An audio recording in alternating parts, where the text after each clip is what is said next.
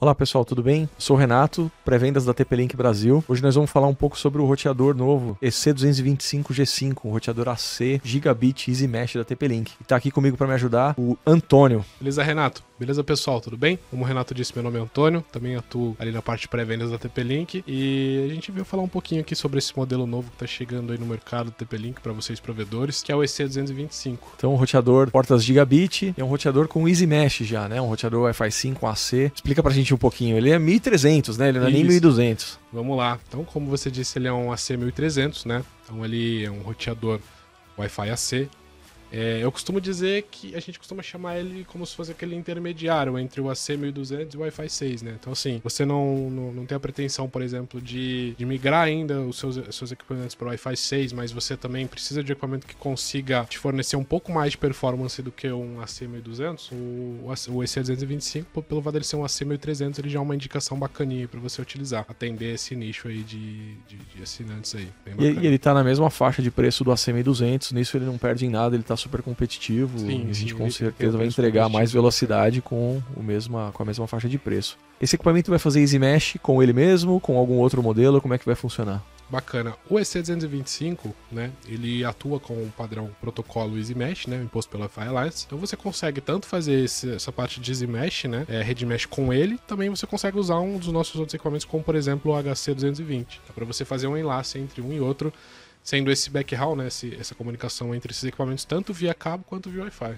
E a configuração é simples? Muito simples, basta só você ligar um cabo entre eles que ele já vai fechar esse laço, ou você pode pressionar o WPS de um para o outro.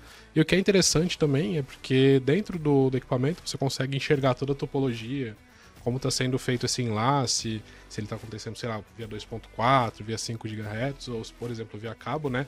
Obviamente, quando a gente fala sobre essa parte de mesh, a gente sempre costuma recomendar para que se faça uso de cabo sempre que possível, para você ter essa melhor performance tanto no teu principal, que a gente chama de controller, quanto no satélite. Né, a gente garante, né, a qualidade do acesso nas duas pontas. Esse roteador já é o Wave 2, a gente tem todos aqueles padrões ali, MoMIMO, Beamforming, Band Steering, Airtime Fairness. Ele Explica um pouquinho. É um equipamento aí já que vem com todas essas features, né, digamos assim, embarcados, né, que seria a parte de MoMIMO, Beamforming, né, Band Steering, ou até mesmo ATF.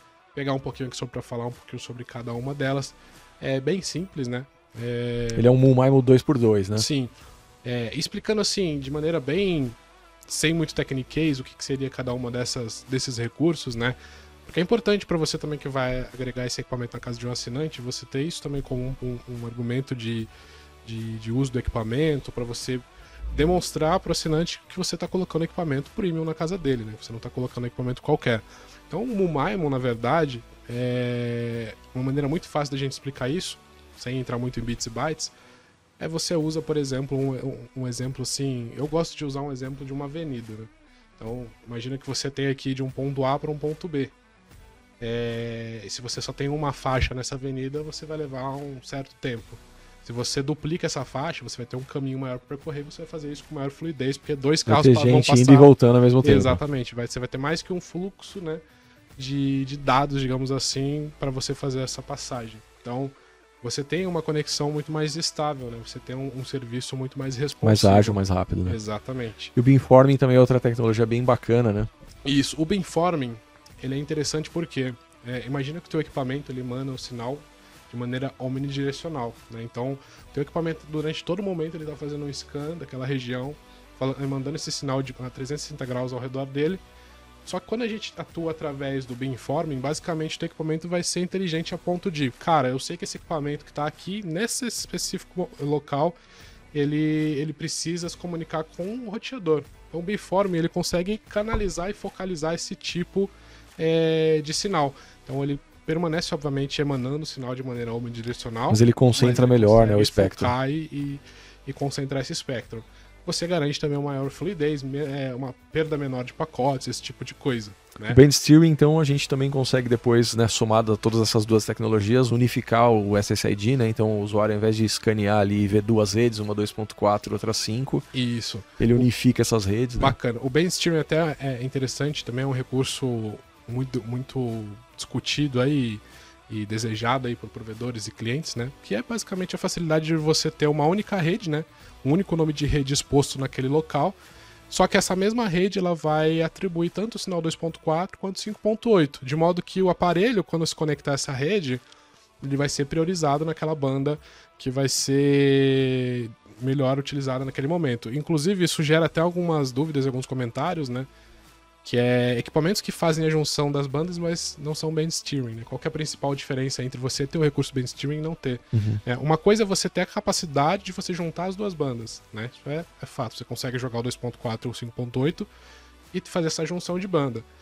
Qual a diferença disso para você ter isso com band steering, né? Quando você tem o band steering, o equipamento ele vai ter a inteligência de fazer aquela troca inteligente entre o 2.4 e 5.8. Como assim? Se eu estou em um cenário, por exemplo, onde eu tenho só a junção de banda sem o band steering, imagina que você está na sala do lado do seu roteador, você está conectado a 5.8. Só que você, porventura, você teve que ir até a garagem. Você indo até a garagem, obviamente o teu espectro de sinal 5.8 ele vai ficar mais fraco, automaticamente você vai ser jogado para 2.4. Isso eu estou falando em um cenário onde não tem band steering. Saí da garagem e voltei para a sala, meu equipamento não tem band steering, então eu não vou voltar para o 5.8, tá?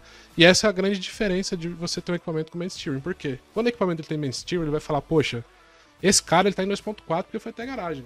Só que agora ele tá aqui do lado, então eu posso jogar no 5.8 de novo, entendeu? Que ele vai subir de novo. Então, isso é uma coisa que costuma gerar muita dúvida. Esse é o recurso band steering funcionando em ação.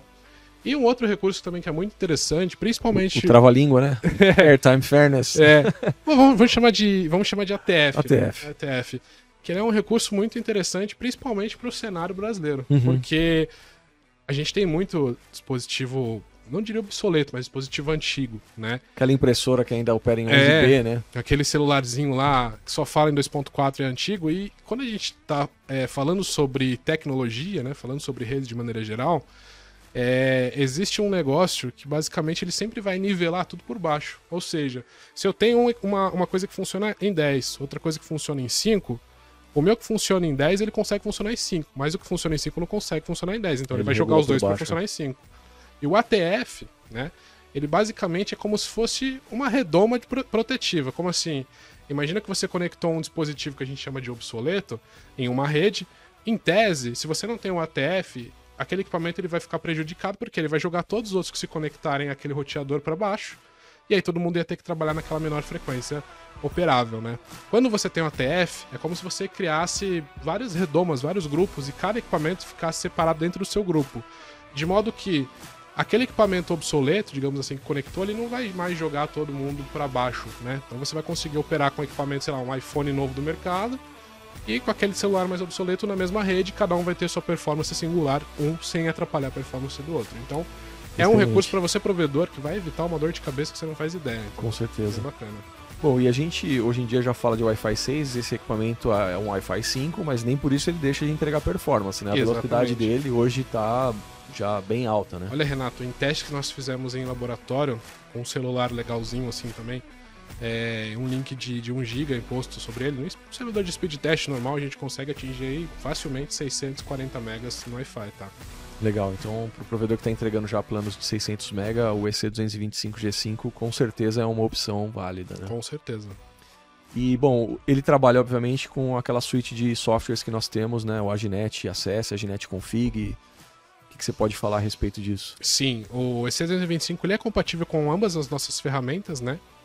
Tanto a de TR-069 quanto a de customização de firmware, né? Então é o Aginet Access e o Aginet Config.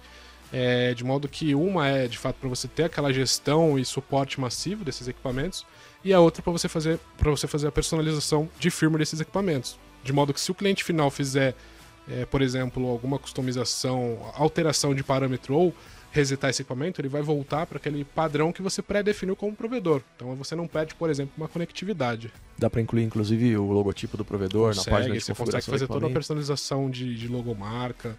E você pode fazer em massa, né? Você pode atualizar vários num switch ali em cadeia. Sim, né? As nossas ferramentas, elas são gratuitas, tá? E o Aginet Config, ele te permite fazer a customização de maneira massiva. Bacana.